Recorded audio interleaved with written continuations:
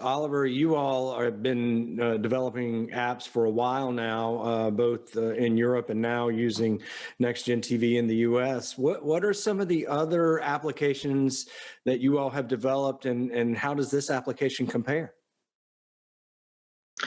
Yeah, I think that from 2018, when we started on NextGen TV, we can already recognize an evolution of the appetite for innovative applications, moving nowadays from a pure entertainment to more infotainment and up to new services for the citizens.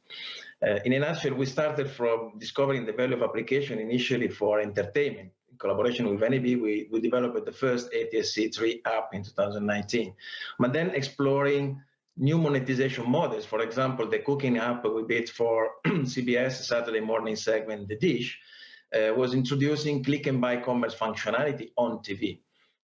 Then we moved to sport gamification, where with the NextGen broadcaster in Boston, we experimented contest and betting, and the new social dimension was introduced to reinforce the sport live experience, in particular in a COVID era, where we are playing with empty stadium.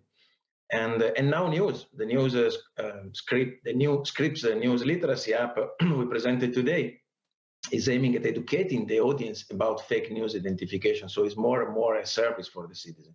But more is to come. So for example, applications in education such as e-learning apps enabling remote schooling based on the datacast capability of ATSC3 to connect people where internet connectivity is not available, or advanced emergency alerting system, weather forecast alert, and enhanced accessibility for the hearing impaired. There are a number, really a bright future of brand new applications for NextGen TV to come.